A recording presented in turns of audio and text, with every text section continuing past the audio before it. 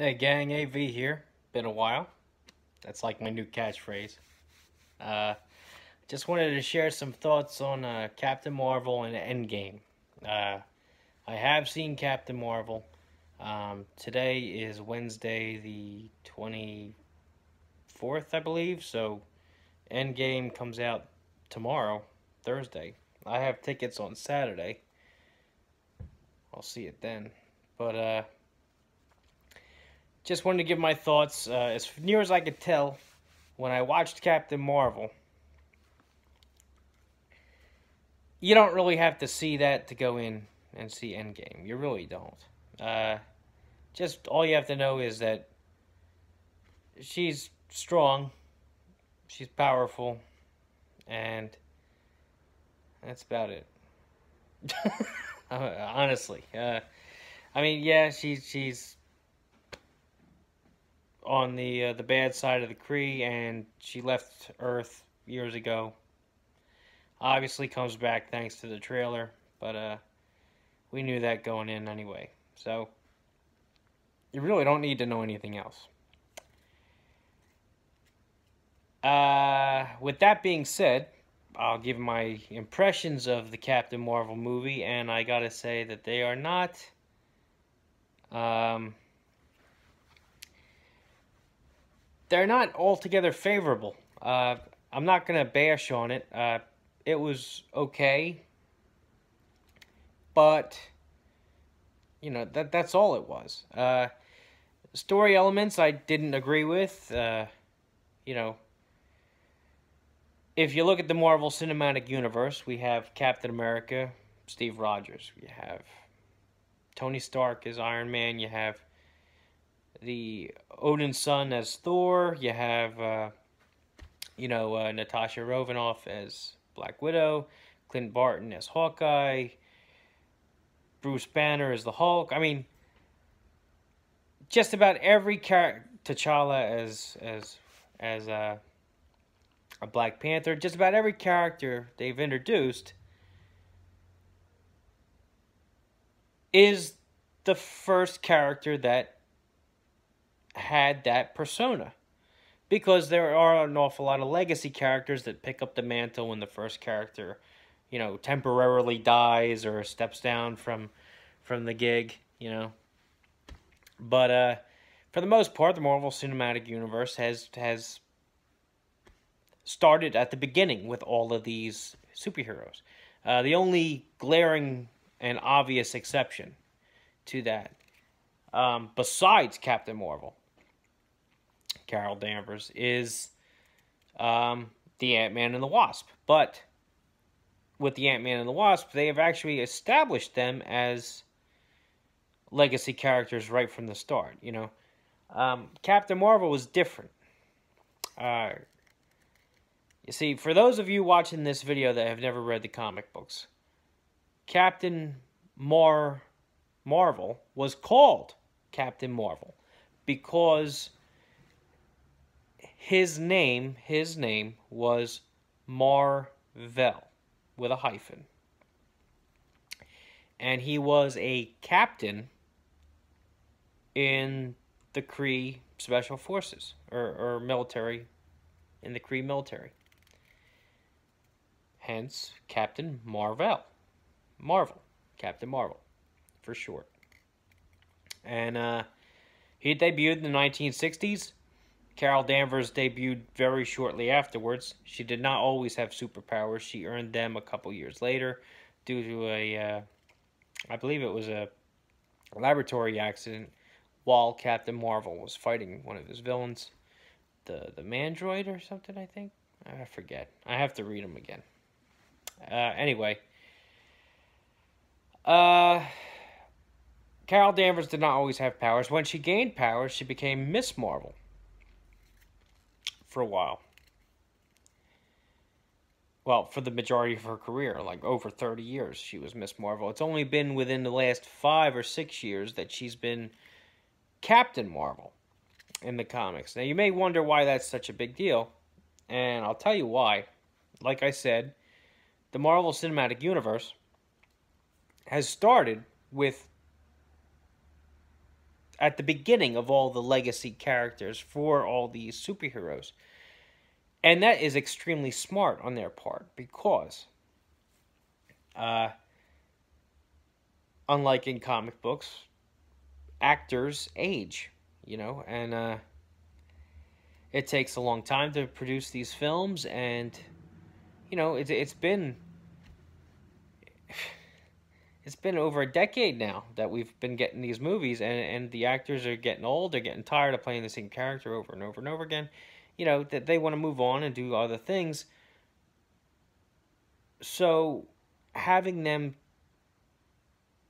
with someone to pass the mantle on to makes an awful lot of sense. They pass the torch, and then Marvel Cinematic Universe can continue the franchise. But they didn't do that with Captain Marvel.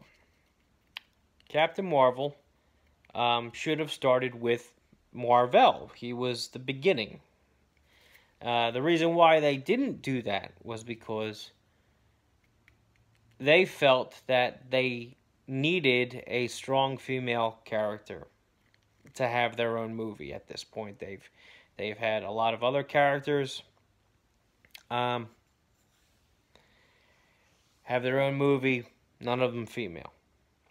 And, they figured that Captain Marvel was their best shot. I can understand that.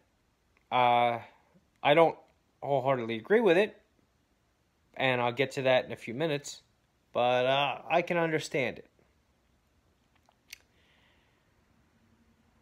What I don't understand is why they chose Carol Danvers. I mean, I do understand that she is the current Captain Marvel in the current Marvel comics, but that's not really an argument for making her Captain Marvel on screen. It really isn't. Because, Thor has been Thor in the movies for nigh on a decade probably now. But, for the past 5 or 6 years, Thor has been Jane Foster in the comics, Thor himself, the Odin's son, was unworthy to carry the hammer due to the stories in the books. Iron Man, Tony Stark, in the movies, was not Iron Man for a long time. Steve Rogers was Captain America.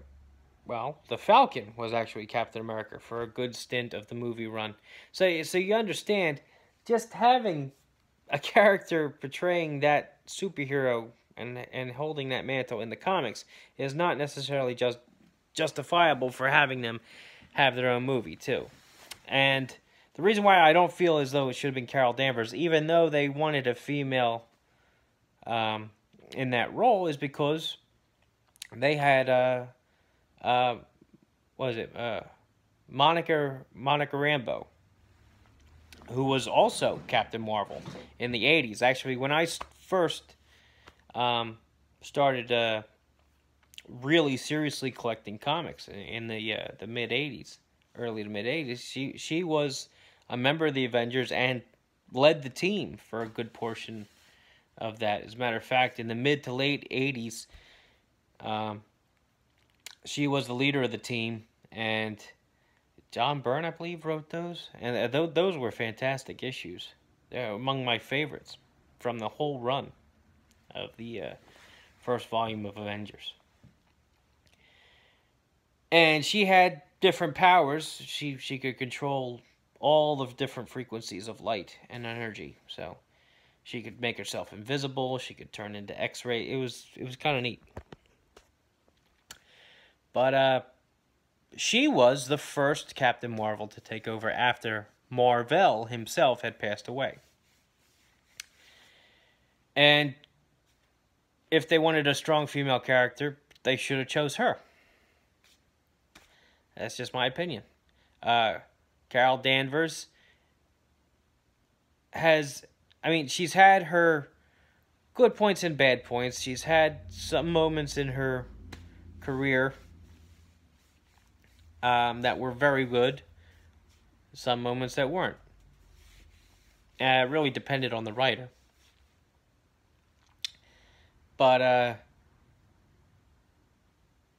I just don't feel that they should have picked her. What I feel they should have done is they should have had Captain Marvel, introduced him in this movie, and then clearly demonstrated how powerful he was, and really emphasized the fact that he was an alien. He came to Earth. He fell in love with humanity and vowed to protect it. And that he was also established as the guardian of the universe, because that's what he was.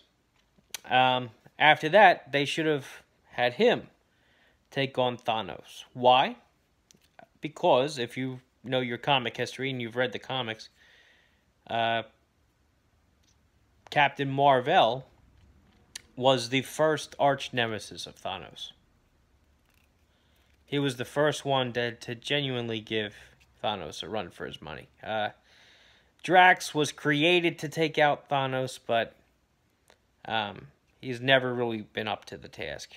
Even with the help of other heroes, he's never been able to really be a match for Thanos. Captain Marvel, on the other hand, has. And with the help of other heroes, has actually stopped him at great, putting himself in great peril as well.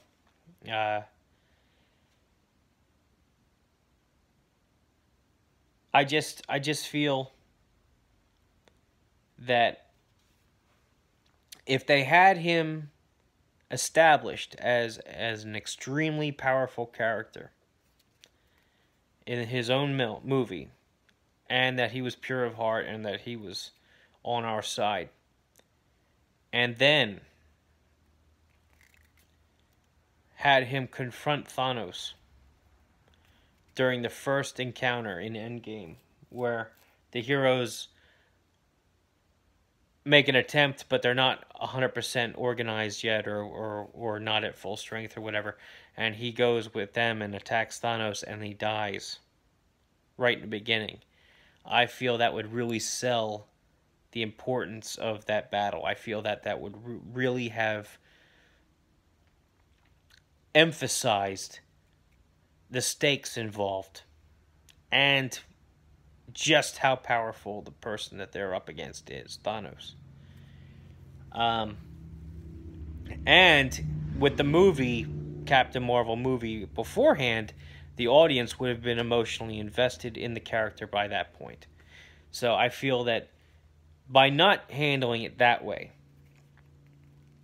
it was a major missed opportunity on Marvel's part. Marvel Studios' part.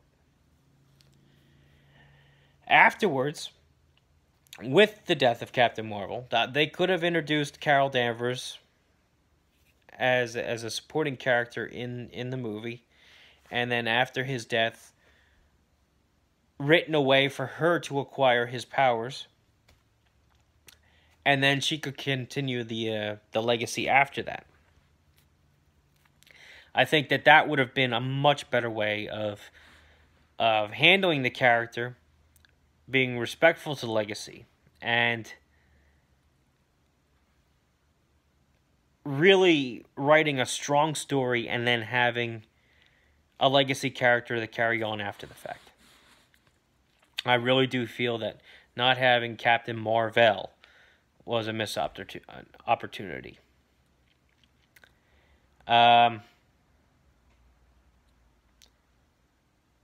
Also, spoiler alert, one of the things that I was very upset about the Captain Marvel movie was the fact that the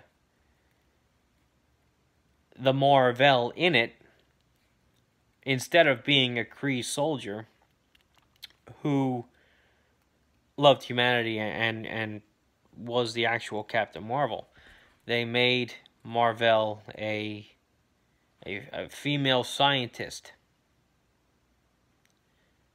who was sympathetic towards the Skrulls. Now, if you read your comics, the Skrulls are just as bad as the Kree are. It wouldn't make much sense for anybody to be sympathetic to the Skrulls at all, unless they were completely duped by them. On top of that, he was a warrior. He had honor. He was, putting himself on the line, always out to help others, but knew the difference between right and wrong. Would have been able to see that the Kree were rotten. And he wasn't a scientist. Sorry.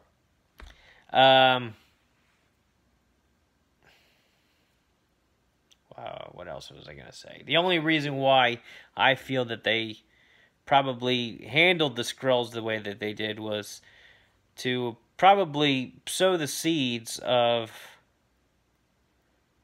like Secret Invasion type story, where the Skrulls are on Earth and they've been here a long time, and they're sowing the seeds of that deception and that long deception, and how difficult it is to detect them and everything else.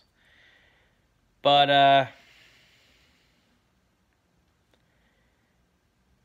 I don't think they really needed to handle it that way.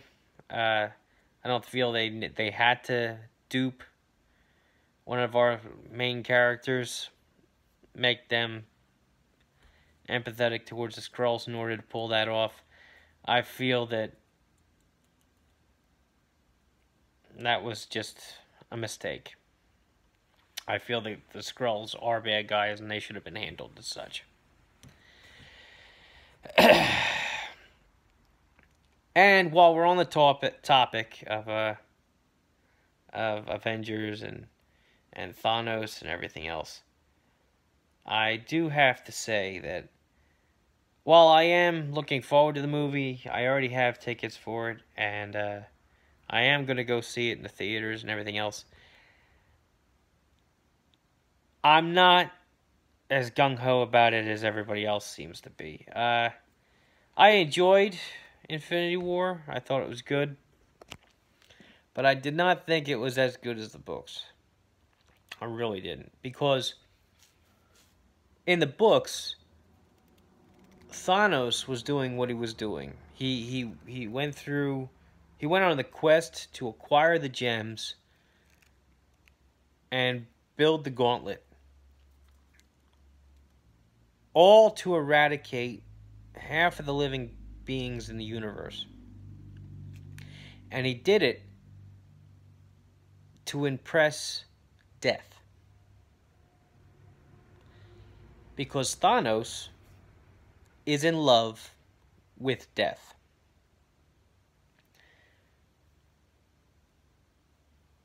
Now, death in the comics is depicted as a female, and Thanos has loved her since the beginning. It's part of what makes him who he is. In fact, it is the core to what makes him who he is his infatuation with death. In fact, that's why he's actually called Thanos, by the way. Thanos is a derivative of the Greek god Thanatos, who is death, basically. So, Thanos is in love with death. Quite literally. Not just the act of death, not just the principle of death. He is in love with the embodiment of death, the female Grim Reaper in the Marvel comics. Not to be confused with Simon Williams' brother, a.k.a. the Grim Reaper, Avengers villain. Different character. Anyway, so if you put it in the most basic terms, Thanos went to such great lengths to impress the woman that he loved.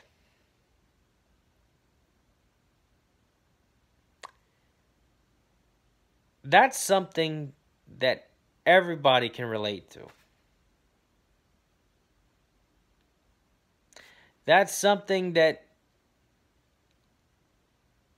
a person or a character can believably be passionate enough about to have gone and done all the things that he did in order to acquire the gems.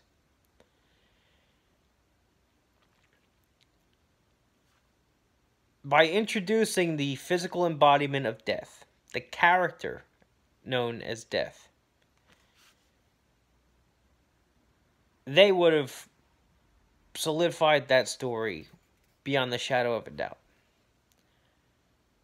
But instead, they chose his motivation for obliterating half of the living creatures in the universe as being that the universe is overpopulated and it's eventually going to destroy itself because it can't sustain itself. Now, see, here's the fundamental flaw with that. Thanos has the gauntlet.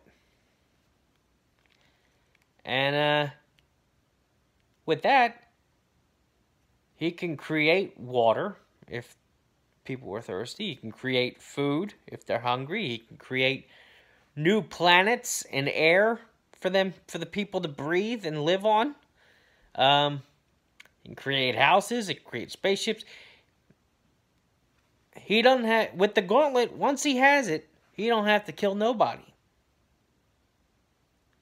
He can literally make the universe accommodate all the creatures in it.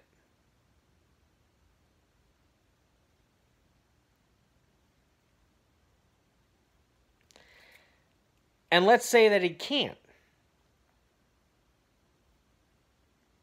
He obliterates half of the creatures. What do? They continue to multiply. They continue to procreate. They continue to make babies. And they continue to grow in numbers. So what? Is he going to have to obliterate everybody completely? Or is he going to have to do it every 10 years? It's just, it makes no sense. It really doesn't. However, if, like I said, if they had introduced Mistress Death, and he did all of that in order to press a woman, that's a much, much simpler plot device, and it's a hell of a lot more convincing.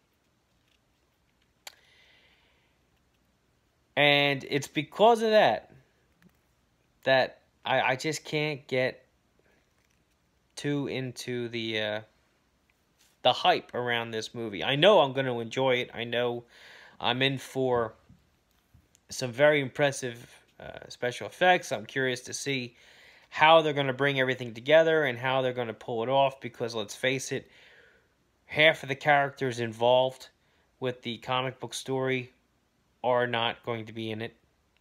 Most of the big players aren't going to be in it. I mean, we did see the Adam Warlock cocoon in the end of one of the Guardians of the Galaxies during the post-credit scenes, but not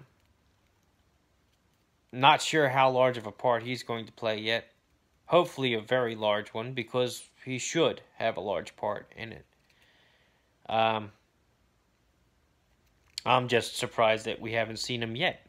That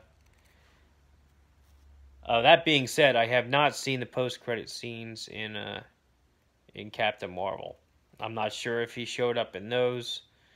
I do know that, I just haven't seen them. I had to cut out of the movie before they came on, unfortunately. But,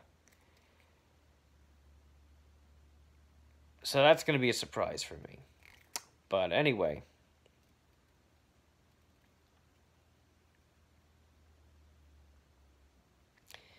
if you agree with me, great. chime in down there in the comment section. Let me know what you thought. If you disagree with me, do the same. I absolutely love to argue and debate as long as it's friendly. If you're going to be rude and nasty, don't waste your time. Because I won't waste my time replying to you.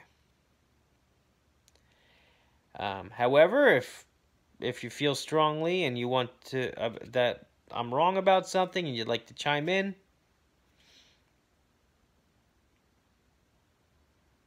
and I feel that you can do so politely, maybe we can have a discussion. Anyhow, I hope you all enjoy the movies. Be safe out there. Try to keep the spoilers out of the comment section. I know I gave a couple spoilers away for Captain Marvel. To be fair, it's been out for a month. A lot of people saw it, obviously, because of the ticket sales, and I think a lot of them did because they wanted to be ready for Endgame. I gave the spoiler warning. I did all that, but suffice it to say, I don't think I gave anything major away. And I'd appreciate it if everybody watching this did not do so in the comments section about Captain Marvel or Endgame. Let's be considerate to everybody, including me, because like I said, I'm not going to see it for a couple of days. So let's keep the spoilers away from the thread and try to have a good time. If you like this video, check out my channel. If you like what you see there, then please subscribe. And as always, thanks for watching.